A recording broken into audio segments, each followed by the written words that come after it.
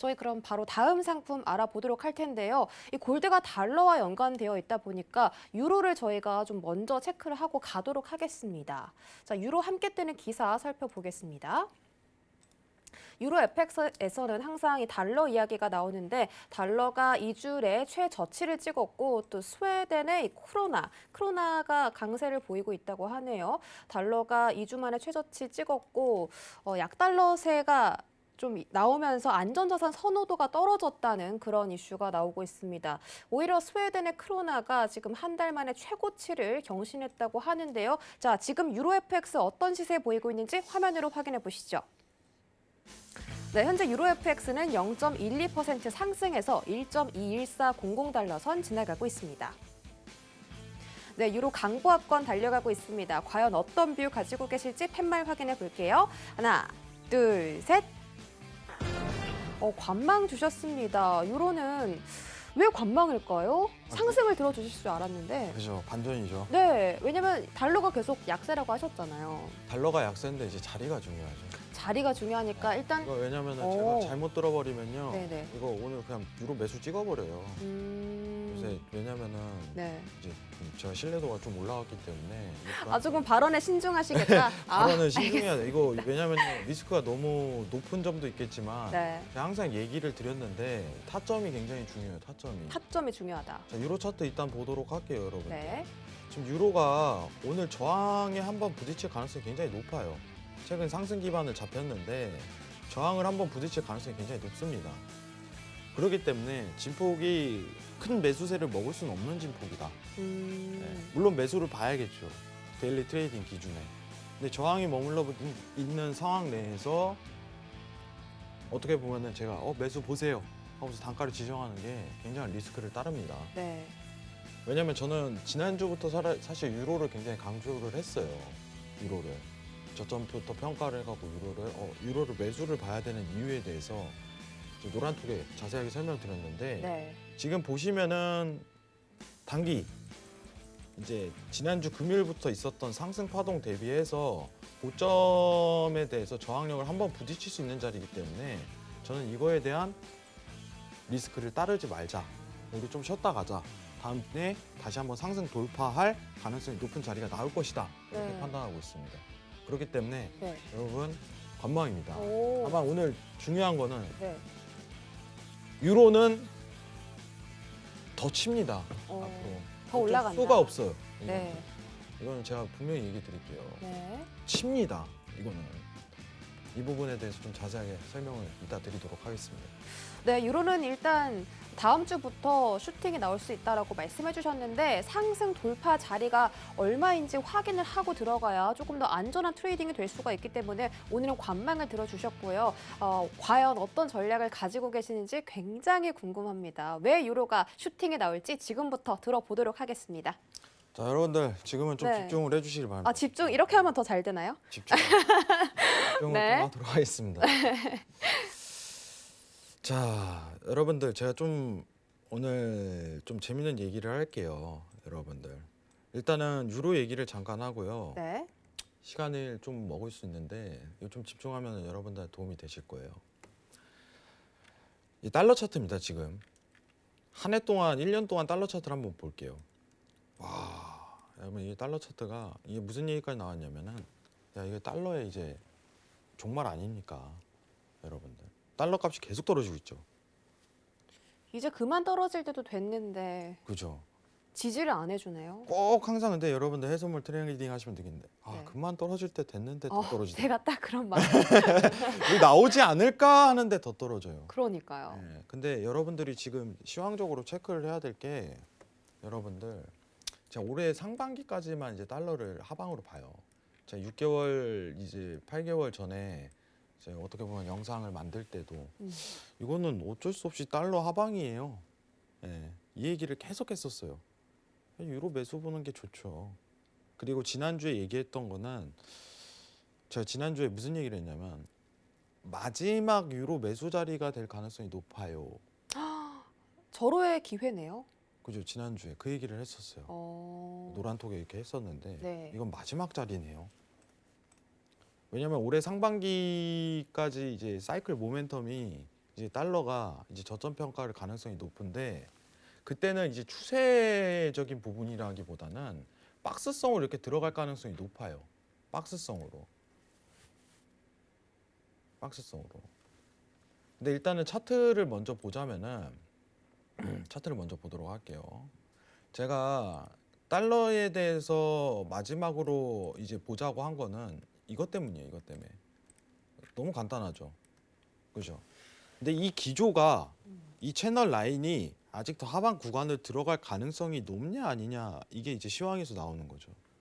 여러분들 넘버원 보시면 항상 기억하실 거예요. 외신도 항상 저희 앵커님들이래. 또 앵커님이 다른 앵커가 예. 계신가요? 아이고 죄송합니다. 네. 앵커님께서 얘기를 해주시고 하는데 자 딱 정리를 해보겠습니다. 미국 정부에서 하는 이제 재정 정책이죠. 재정 정책. 돈 더 풀겠다. 페드에서 하는 중앙은행에서 하는 얘기도 돈 더 풀겠다. 그죠? 이 기조가 완강해요. 아직까지는. 모멘텀이 확실하다는 거지. 그죠? 그러면은 달러를 볼 때는요. 뭘 봐야 되냐? 통화 정책을 봐야 돼요. 여러분들. 통화 정책. 자, 제가 오늘 좀 준비를 못했기 때문에 앵커님하고 좀 얘기를 나누면서 네. 좀 이해를 도모를 하도록 할게요. 아시겠죠? 딱 제 수준에 맞는 네. 초보적인 자, 여러분들 아시다시피 그 부양책이라고 하면요. 네. 무슨 뜻일까요? 부양책. 네. 정말 말 이거를 좀 그대로 먼저 이해를 해보죠. 부양책이라. 네. 말 그대로 부양을 해주는 네. 정책. 그죠? 네. 근데 이 의미가요. 네. 지금 여기 이제 밑에도 나오죠. 부양책 대기속 인플레 우려 커져. 그죠? 근데 부양책이라는 건 네. 엄청 포괄적인 의미예요. 그냥 시장을 다시 한번 올리겠다. 네. 이거에 대한 정책을 얘기하는 거지. 이걸 딱 세부적으로 한번 파보면은 딱 두 가지로 나와요. 재정 정책하고 통화 정책으로 나와요. 아, 그렇죠. 그죠? 재정 네. 정책, 통화 정책. 여러분들. 자, 다시 한번 차트 보면서 좀 얘기를 하도록 하겠습니다. 쓰면서 얘기를 해야 돼요. 제가 딱 간단하게 하겠습니다. 여기 재정 정책. 안 보이네요. 자, 재정 정책, 그리고 통화 정책이 나뉘죠. 기억을 하세요. 통화 정책. 자, 그럼 재정 정책은 누가 펼치는 걸까? 이건 미국 정부에서 나오는 겁니다. 미 정부.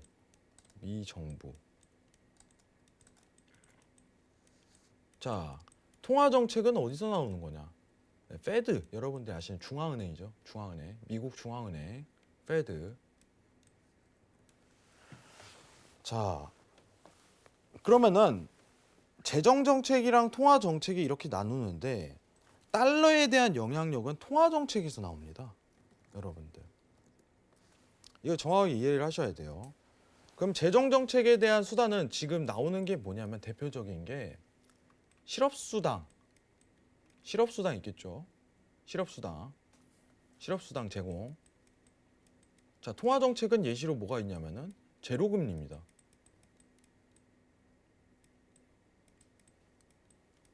자, 이걸 이해를 하셔야 돼요. 미국 정부하고 지금 페드에 대한 관계를 좀 이해를 하셔야 됩니다. 완전히 독립된 기관이에요. 이 두 개를 다 통틀어 갖고 이제 부양책이라고 얘기를 하는 거예요. 부양책이라고. 자, 그러면은 여기서 재밌는 사실이 뭐냐면은 자, 금값을 볼 때, 그죠? 채권 가격을 볼 때 뭘 봐야 되냐면 이 미 정부에 대한 활동을 봐야 돼요. 미국 정부에 대한 활동을. 재무부에 대한 활동. 이해하시겠죠? 왜냐면은 공급에 대한 주체가 달라요. 여러분들 달러에 대한 공급은 누가 할까요? 여기서 얘기를 한번 질문해줘요. 앵커님, 달러는 공급을 누가 할까요? 은행에서 하겠죠. 그죠? 중앙은행. 네. 페드에서 하죠. 네. 그죠? 그럼 채권에 대한 공급은 누가 할까요? 정부가 하죠. 그죠? 네. 정확한 거죠, 여러분들. 다시 화면 한번 보도록 하겠습니다. 저 죄송합니다. 칭찬해 주셔서 네. 감사합니다. 네, 제가 원래 칭찬에 인색하진 않은데 오늘 정확히 맞췄습니다. 자, 채권에 대한 공급은 미 정부에서 하고 달러에 대한 공급은 중앙은행에서 하는 겁니다. 둘이 연관성이 있어요. 지금 시장 상황은 여러분들. 그러면은 채권에 대한 어떤 시황적인 발언이랑 얘기를 볼 때는 미 재무부에서 하는 얘기라든가 미 정부에서 하는 얘기를 들어야 돼요. 이 재정 정책이 다이렉트로 먹힌다는 거예요. 왜냐? 부양책 안에서는 미국 정부가 현금 확보를 해야 되잖아요. 현금 확보를 하려면 국채 발행을 해야겠죠. 네. 그죠? 네. 그렇기 때문에 재정 정책을 보자는 의미예요. 국채 가격은. 자, 그러면은 페드는 뭐냐? 페드는 지금 제로 금리 이끌고 채권 매입하고 있죠. 근데 이 통화 정책이라는 거는 달러에 대한 통화량에 대한 정책을 간접적으로 펼치겠다는 의미예요. 쉽게 얘기하면 제로 금리라든가. 자, 지금 페드만 딱 보고 얘기할게요. FOMC가 이 얘기를 했어요. 1월에 뭐 테이퍼링, 채권 매입 축소에 대한 발언이 나오지만은 싹 다 묻어버렸죠. 야, 안 할 거야. 걱정하지 마. 지금 시장에서 나오는 게 내년 초 이 정도 발표할 가능성이 있겠다만 생각하고 있어요. 있겠다. 있지 않을까? 연말보다는 내년 초? 근데 그게 지금 시장 반영이 전혀 이루어지진 않죠. 왜냐면 발표니까. 발표하면 나올 거예요.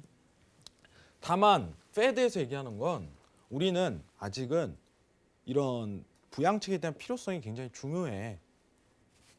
이거는 곧 달러에 대한 추가 하방을 가리키는 거죠. 기조 유지. 돈을 더 풀겠다는 강한 의지.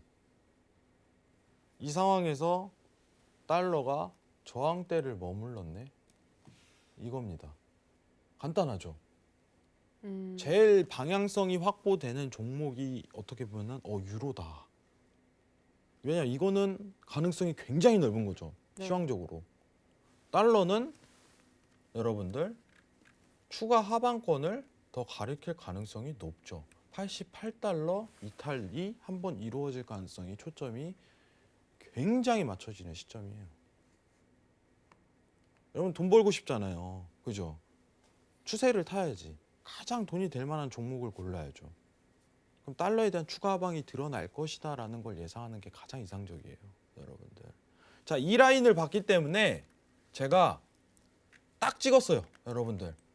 제가 석영 방송에서도 한번 얘기를 했었어요. 집중을 항상 하셔야 돼요. 91.5 오면은 여러분들 한 번 더 91.5 오면 한 번 더 보겠다. 이 자리죠. 여러분. 유로 매수 자리가. 그죠. 네. 달러를 보고 가겠다는 거예요. 달러를 보고. 달러를 보고. 자, 91.5가 이 자리입니다. 여러분들. 이 파란색 선이에요. 왔네? 유로 매수 가는 겁니다. 이해하시겠죠? 굉장히 간단합니다. 근데 오늘은 왜 쉬어요, 회왕님? 더 내려가지 않나요? 오늘 한번 이제 저는 항상 중요한 게요. 이거예요.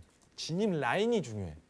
주식하시는 분도 그래. 주식하시는 분 다 올랐는데 이제 어디서 또 진입해야 돼요? 그죠? 지금 해도 되나요? 마음만 급한 거야. 그쵸. 네. 마음만 급해.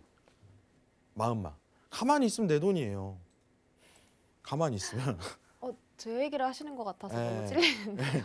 가만히 있으면 내 돈인데 네. 막 급해. 막 이게 더 떨어질 것 같아. 어. 이거 오늘 달러 더 떨어지지 않을까? 그럼 또 놓칠 것 같은데. 기다리세요. 만약 간다. 그냥 냅둬 버려. 의미가 없어요. 자리가 좋지 않으면 못 버틴단 말이지. 못 버텨요. 지금 단기 파동에 대한 채널을 한번 보면은 여러분들 차트가 저항 라인에 부딪히는 구간이에요. 이 구간이. 오늘. 나는 오늘 이게 리스크가 있다고 보는 거죠. 자, 이미 한번 부딪혔네. 그죠? 한번 부딪혔네. 이 자리 보이시죠? 확대 좀만 더 들어갈게요. 저항 라인에 부딪혔네. 이게 위험하다는 거지. 위험하다는 거. 한번 다시 반등이 오고 나서 추가 하락할 가능성이 굉장히 높겠다라고 생각을 하는 거예요. 91달러까지는 좀 기다려 봐야죠. 여러분들. 이해하시겠죠? 자, 유로 차트 한번 보도록 하겠습니다. 이거를 기억하세요. 이거. 최근입니다. 7일 대비해갖고 하락 모멘텀 지난주 금요일 대비해서. 자, 유로 차트 볼게요. 자, 유로가 그럼 반대로 올라가겠죠. 여러분들. 그래서 제가 91.5가 어디냐면은 딱 이 자리예요. 이 자리. 이 자리. 아이고 죄송합니다. 다시 한번 볼게요. 잠시만 화면 좀 돌릴게요. 네, 어떤 설정을 하고 계신 거죠? 아니, 보기 불편하실까봐 아, 보시는 하얗게. 분들, 네, 하얗게 네. 다시 좀 설정을 하도록 하겠습니다. 네. 자, 화면 다시 보도록 하겠습니다. 제가 본 게요. 이 자리예요, 이 자리. 유로 매수를 다시 본 자리가. 여러분들, 유로 매수를 한번 다시 보겠습니다. 야, 저점을 맞췄네. 근데 제가 유로 차트를 보고 이거 분석을 했을까? 페드 시황하고 더불어서 달러 차트 보고서 진입을 들어간 거예요. 달러에 대한 저항력이 있고 워낙 강한 구간이니까. 여러분들, 유로 차트를 보고 들어간 게 아니에요. 어차피 상관도가 반대이기 때문에 달러 차트를 보고서 유로 매수 대응을 들어간 거죠. 이번에 느끼신 분들이 굉장히 많으실 거예요. 아, 이거 안 올라가면 어떡하죠? 제가 이거 청산하지 말라고 했어요. 그냥 계속 가는 거라고. 월요일도 가고 화요일도 가고 수요일도 가고 청산 사인을 안 보내요. 의미가 없어요. 수익은 낼 때 더 내야 돼요. 계속 냅둬야 돼. 그리고 오늘 반천값 들어가고 잔존 계약은 홀딩 들어가는 거예요. 이거 계속 가야 된다. 만기 체크하니까 한 30일 남았네. 아직 여유가 있네, 시간. 선물로. 근데 모든 상품 중에 이제 지지난주에는 제가 골드를 봤지만은 지금 상황에서는 유로가 향후 방향성이 딱 잡혀 있다 이거예요. 딱 잡혀 있다. 달러는 다시 한번 저점을 기록할 것이다. 이 관점이 페드에서 나오는 겁니다, 여러분들. 이해하시겠죠? 굉장히 중요합니다, 여러분들. 지금 시장에 대한 수급이 사실 이제 나스닥 좀 이따 하겠지만은 미증시 보면요, 이 얘기가 많잖아요. 아, 이거 또 너무 많이 올라왔어. 나 무서워. 더 올라갈까? 한 1년 동안 그러지 않았나요? 네. 더 오를까 더 오를까 하는데 매일 사상 최고가를 그죠. 경신했잖아요. 이제 더 올라가겠죠. 네. 이제 왜냐면 지지난주에 예상거리안도 가결한 상황에서 뭐 하겠지만은, 근데 모든 차트를 종목을 이렇게 다 보고 있으면요, 가장 이상적인 종목이 있어요. 이 가능성이 실현되는 종목. 그죠? 저는 원래 좀 이렇게 자꾸 늘어지는 걸 좋아해요. 성향이. 데일리다 하면 데일리만 보지만은 음. 수익은 이때 많이 나거든요. 이때 이게 계좌가 딱 펌핑이 돼요. 네. 팍팍 하면서. 최근 골드 매도 봤을 때도 이제 500T 이상에 대한 수익권을 창출할 때도 그때도 이제 어떻게 보면 수익 창출에 대한 구간이 가장 큰 구간이었고, 그죠? 골드도 이제 저점 라인에서 다 청산하고 이제 안 본다고 얘기를 했던 게 그 이유에서 나온 거죠, 여러분들. 지금은 이제 골드도 저항력 체크가 들어가야 되지만 가장 좋은 종목이 유로예요, 지금 상황에서. 꼭 기억하세요, 여러분들. 그리고 달러 차트 꼭 챙겨 보셔야 됩니다. 가장 기본이에요, 여러분들. 그리고 오늘 얘기했던 거는 확실하게 기억하세요, 여러분들. 부양책이란 건 굉장히 포괄적입니다. 재정정책하고 통화정책은 비슷하지만 달라요. 포괄적으로 부양에 대한 의미가 있지만 재정정책은 미국 정부입니다. 이건 페드고. 근데 이게 연관성이 깊은 건 뭐냐면은 국채 공급은 미국 정부에서 하고, 여러분들, 국채 수요는 페드에서 해요. 이거 완전 웃긴 거죠. 여기서 공급하고 여기서 사고. 그렇기 때문에 연관성이 있는 거예요. 아시겠죠? 연관성이. 다만 국채를 볼 때는 뭘 봐야 되냐면은 미국 정부에서 공급량을 앞으로 확대할 것인가, 그죠? 이 부분에 집중을 해야 돼요. 앞으로 확대하겠다는 생각이 담겨 있어요. 또 추가 발행을 하겠다는 생각이 담겨 있습니다. 그렇기 때문에 국채 가격이 반등을 심하게 못 이루는 거예요. 이게 바로 골드 매도에 대한 가능성 시사죠. 그죠? 이해하시길 바라겠습니다. 자, 뭐다? 유로는 앞으로 매수다. 이제 다시 한 번 더 유로 매수를 평가하는 자리는 유로 차트에서 드러나는 게 아니라 달러 차트에서 90일 단가를 다시 도달했을 때, 그때 가능성이 유로 매수를 다시 한번 볼 가능성이 가장 높다는 겁니다. 꼭 기억하세요, 여러분들. 가장 수익성이 높은 상품이에요. 지금 상황에서. 방향성이, 가능성이, 확률이 이상입니다.